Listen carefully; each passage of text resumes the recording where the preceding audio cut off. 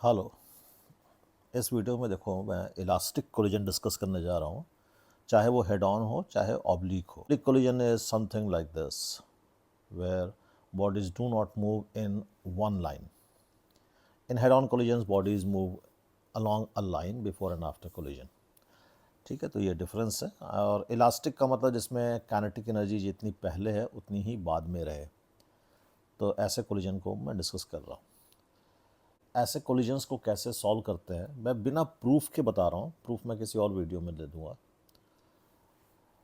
क्या करते हैं, सबसे पहले ड्रॉ अ लाइन जिसकी length total momentum of system को रिप्रेजेंट करे।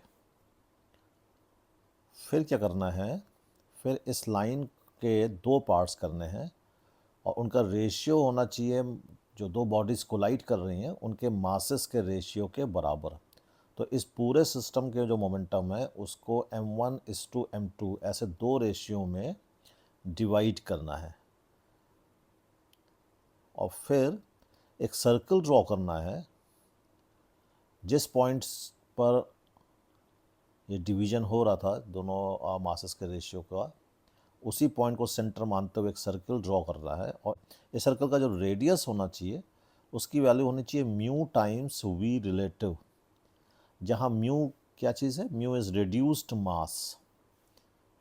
और रिड्यूस मास होता कितना है, दो मासेस का रिड्यूस मास होता है, उसका फॉर्मूला है m1 × m2/m1 + m2। और v रिलेटिव का मतलब जितनी रिलेटिव वेलोसिटी से बॉडीज टकरा रही हैं बिफोर कोलिजन। और फिर इस सर्कल पर जितने भी पॉइंट्स हैं, जैसे मैं एक पॉइंट सपोज करो ये कंसिडर करूं, कोई भी पॉइंट ले सकते हैं, हर पॉइंट एक पॉसिबल कोलिजन को इंडिकेट कर रहा है। तो जैसे ये वाला पॉइंट अगर कंसिडर करो, सपोज करो ये वाला पॉइंट, तो ये पॉइंट क्या रिप्रेजेंट करेगा, ये पॉइंट रिप्रेजेंट करेगा कि टक्कर के बाद P1 मोमेंटम एक बॉडी को मिलेगा, पहली वाली बॉडी को, m1 मास वाली को, और P2 मोमेंटम दूसरी बॉडी को मिलेगा। ऐसे हर पॉइंट एक पॉसिबल आउटकम को बता रहा है। वो डिपेंड करेगा कि टकराते वक्त कितने एंगल पे कोलिजन हुआ, तो वो एंगल के हिसाब से हर पॉइंट जो इस सर्कल पे है, हर पॉइंट का एक पॉसिबल आउटकम आ सकता है। ओके, तो ये हमारे पास रिजल्ट आता है। इसका डेरिवेशन मैं नहीं ले रहा हूँ अभी। तो सपोज़ ये दो बॉडीज़ हैं, मैं एग्जांपल से समझा रहा हूँ। ये दो बॉडीज़ हैं, इनके मासेस, एक का 4 किलोग्राम एक का 2 किलोग्राम, और सपोज़ करो ये मूव कर रहे हैं एक 6 से, और एक एट रेस्ट मैंने मान लिया है, अदरवाइज वो मूव भी कर सकता है, मैंने अभी एट रेस्ट ले लिया है। इलास्टिक कोलिजन है और मान लो कि 4 kilogram deviates by maximum amount. टक्कर के बाद ये दिया हुआ है कि 4 किलोग्राम की जो वेलोसिटी है वो सबसे ज़्यादा अपना एंगल चेंज करेगी मैक्सिमम डेविएशन से। तो वो मैक्सिमम डेविएशन कितना होगा ये निकालना है, या बाद में क्या वेलोसिटीज़ होंगी ये निकालना है। और ये गिवन है क्वेश्चन में कि ऐसी कंडीशन से कोलाइड कर रहा है, ये जो 4 किलोग्राम है वो मैक्सिमम डेविएशन उसमें सफ़र हो रहा है। ओके, तो सबसे पहले कुल मोमेंटम कितना सिस्टम में, 4 × 6, इसमें तो ज़ीरो है क्या, तो 4 × 6 दैट इज़ 24। इसको 4:2 के रेशियो में डिवाइड कर दो इस टोटल मोमेंटम को, 4:2 कह लो चाहे 2:1 कह लो। तो इसके 3 हिस्से करो, 2 हिस्सा एक तरफ और 1 हिस्सा एक तरफ।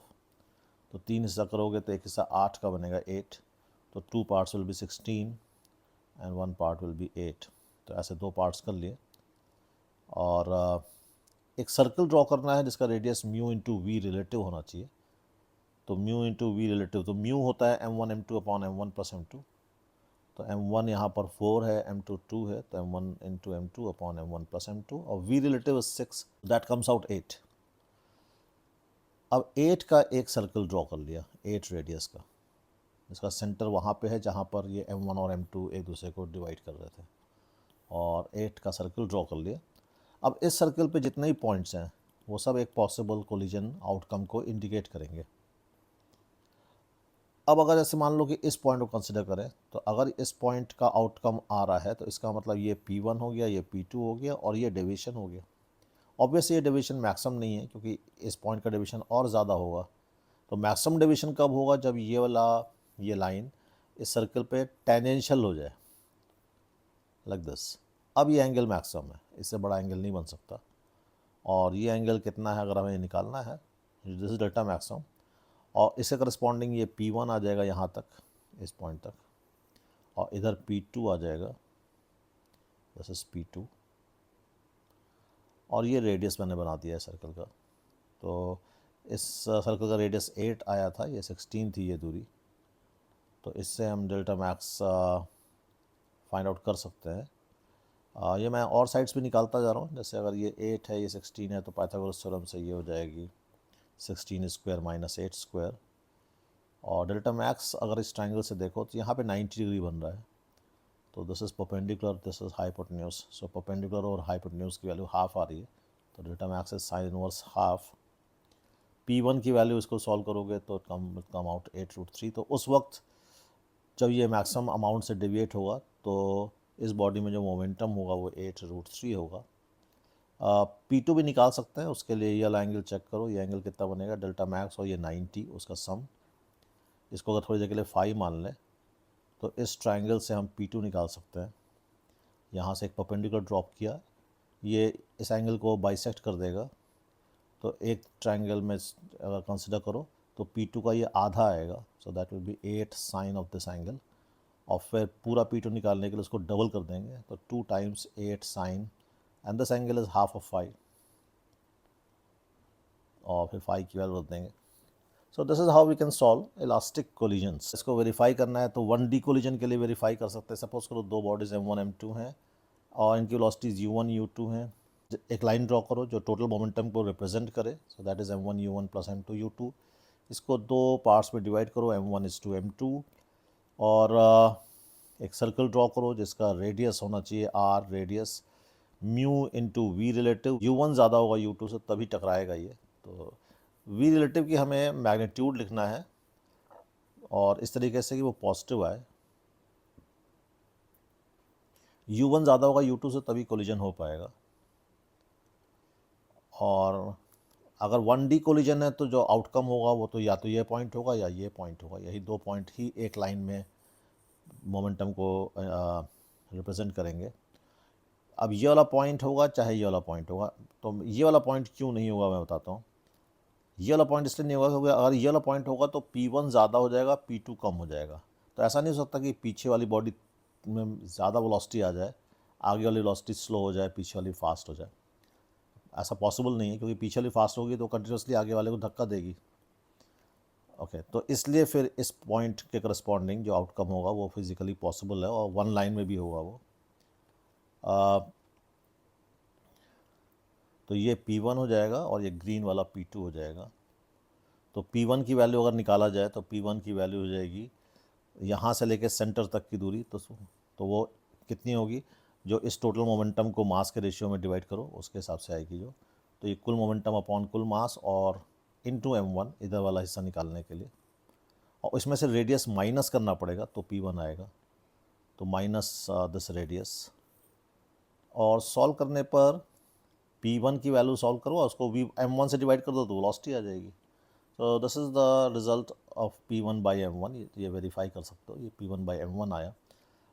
अब ये रिज़ल्ट ठीक है कि नहीं है, इसको फर्दर वेरीफाई करने के लिए कोई और स्पेशल केस लेते हैं, जैसे कि मान लिया कि M1 M2 बराबर है तो V1 कितना होगा। जहाँ मालूम है इलास्टिक कोलिजन में अगर मास बराबर हो तो वेलोसिटी इंटरचेंज हो जाती है, तो V1 फिर इस U2 के बराबर आनी चाहिए, तो मैंने क्वेश्चन मार्क लगा दिया है, it should come out U2।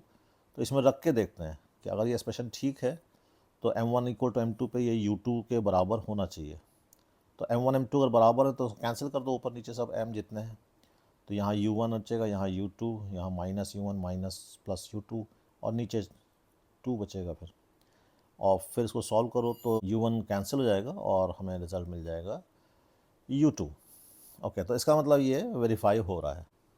अब ये क्वेश्चन IIT JEE में आया हुआ है 2025 में।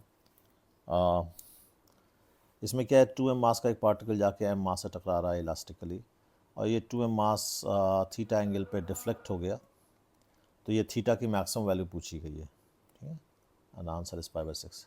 तो ये बिल्कुल सिंपल है, अभी उन्होंने किया बिल्कुल वैसे ही। तो कुल मोमेंटम कितना है 2mu, इसको डिवाइड कर दो 2m/m के रेशियो में, तो टोटल मोमेंटम 2mu को 3m से डिवाइड करो, 2m से इधर मल्टीप्लाई कर दो और इसी को m से इधर मल्टीप्लाई कर दो तो ये दोनों साइड्स आ जाएंगी। और v mu into V relative की value, mu into V relative की वैल्यू अगर निकाली जाए तो म्यू की वैल्यू मासेस का प्रोडक्ट अपॉन मासेस का sum into U relative is U, है ना। तो इसके मैंने वेलोसिटी यू मानी है, तो रिलेटिव वेलोसिटी इज़ यू, क्योंकि ये तो रुका हुआ है, तो ये यू रिलेटिव वेलोसिटी है। तो म्यू इंटू वी रिलेटिव का अब यहाँ पे एक सर्कल ड्रॉ करना है, तो उस सर्कल का जो रेडियस होगा वो इतना होगा, सो दैट इज़ 2mu/3। इसको मैं सॉल्व करता हूँ, ये वैल्यूज़ क्या क्या आएंगी, एक मिनट सॉल्व करके मैं लिख देता हूँ यहाँ पे।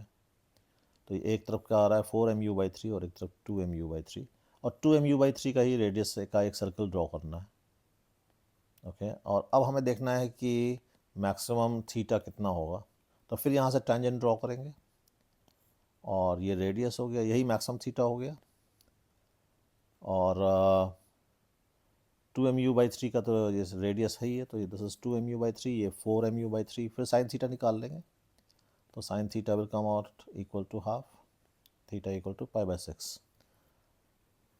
ओके, तो कोई भी कोलिजन कैसा भी हो, हेड ऑन या ऑब्लिक, लेकिन इलास्टिक कोलिजन हो, तो हम ये तरीका लगा सकते हैं। इस तरीके का डेरिवेशन मैं किसी और वीडियो में ले लूँगा।